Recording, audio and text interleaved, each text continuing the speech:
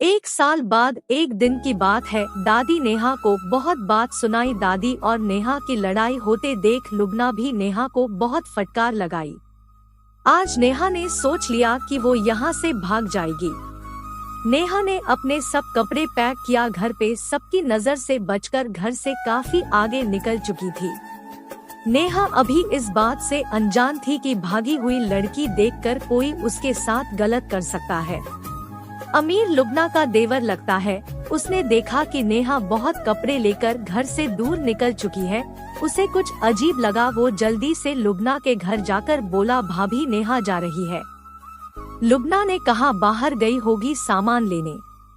अमीर, नहीं भाभी, वो कपड़े का बैग लेकर जा रही है। काफी आगे जाते मैंने उसको देखा।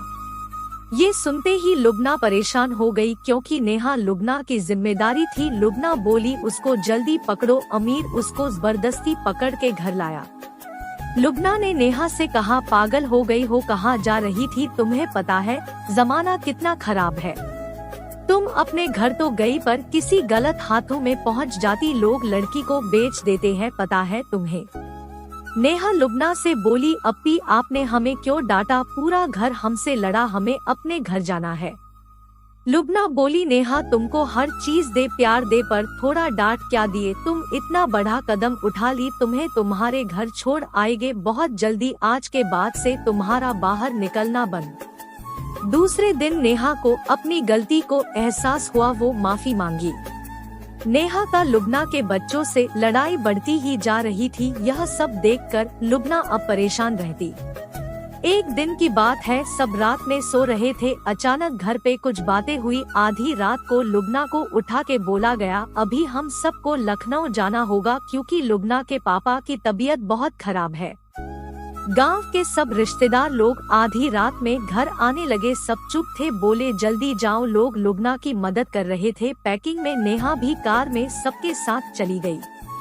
लुबना अपने मायके पहुंची। उसने देखा उसके पापा बाहर कुछ लोगों के साथ बैठे हैं। उसे अच्छा लगा, चलो पापा ठीक है। वो अंदर जैसे ही चली, रूम में पलक में सफेद चादर में कोई लेटा था। वो कुछ समझ नहीं पा रही थी कौन है। उसके पूरे मायके वाले सब बैठे। उसकी अम्मी बहन उसको देखकर रोने लगी। जैसे ही उसने चादर उठाया, उसका जवान बड़ा भाई की लाश थी। यह देखकर नेहा बेहोश हो गई। उसने अपने भाई के बारे में सोचा भी ना था। सब बताने लगे अचानक हार्ट अटैक के वजह से वो खत्म हो गए। नेहा से जवान भाई का सदमा सहा नहीं जा रहा था। वो अब पहले से कमजोर हो गई थी।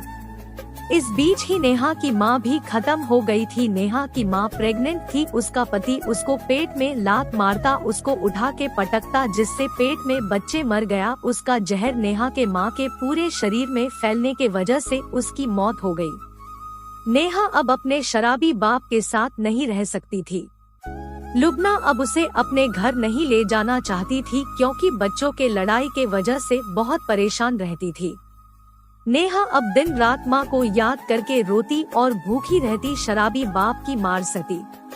उसे कुछ समझ नहीं आ रहा था कि अब वो कहाँ जाए।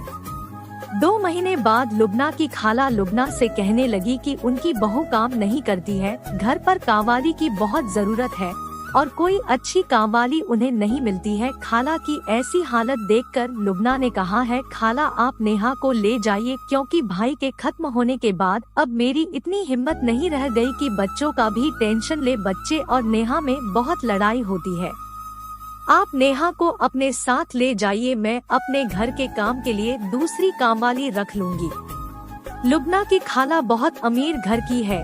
वो एक सरकारी स्कूल में प्रिंसिपल है। उनके लड़का गवर्नमेंट जॉब करते हैं और होटल बिजनेस भी है। नेहा लुबना की खाला के साथ उनके घर चली गई। उनके घर में खाला के लड़के, बहू और खाला रहती थी और 2 बच्चे थे और एक लड़की थी जो कि 2 बच्चों से बड़ी थी। खाला बनारस में रहती थी। नेहा बनारस में जाने के बाद नेहा की जिंदगी में बहुत बदलाव आया। नेहा का अब बचपना नहीं रह गया था। अब वो बड़ी और समझदार लड़की हो गई थी और अब उसे खाना बनाना भी आता है। उस घर की बहू बहुत ही कामचोर थी। नेहा किचन में क्या कर रही है, इससे बहू को कोई मतलब नहीं रहता था। इसलिए नेहा की किस्मत वहां जाने से चमक गई। वो उस घर की मालकिन जैसे फील करती थी, ना कोई रोक टोक, जी भर के खाना खाओ, कोई पूछने वाला भी नहीं क्या पका रही। वो अपने लिए अच्छा अच्छा खाने का निकल लेती, उसके बाद घर वालों को खाना देती। एक दिन खाला ने सोचा इसका कटे होठ का ऑपरेशन करा देते हैं, क्योंकि इसकी भी शादी करना है। खाला ने डॉक्टर के पास उसे ले गए। डॉक्टर ने कहा नेहा बहुत ही कमजोर है, उसका ऑपरेशन नहीं हो सकता है, इसको बहुत ब्लड की नीड है। खाला ने उसे अब घर का काम नहीं कराती थी, अब बस उसको आराम दिया जाता था। अनार का जूस और अच्छी अच्छी खाने की सेहत वाली चीज दी जाती थी, जिससे उसको ब्लड बढ़े। 1 महीना के बाद ब्लड बढ़ गया और डॉक्टर ने नेहा का ऑपरेशन कर दिया। ऑपरेशन के बाद घर वाले नेहा का बहुत ख्याल रखते। अब नेहा पहले से अच्छी दिखने लगी थी, उसकी सबसे बड़ी कमी अब मिट गई थी, अब वो भी बाकी लड़कियों जैसे हो गई थी। नेहा अब बड़ी हो गई थी, उसकी शादी की बात भी चलती थी। अब नेहा बिल्कुल ठीक हो गई, वो अपने बस्ती चली गई कुछ दिन घूमने के लिए। वो ट्रेन पे बैठे यही सोच रही थी कि ऑपरेशन के बाद में इतनी अच्छी लगने लगी हूँ, सब मुझे बस्ती में देखते ही रह जाएंगे। पर उसके किस्मत में तो कुछ और ही लिखा था, जो वो सोच भी नहीं सकती थी।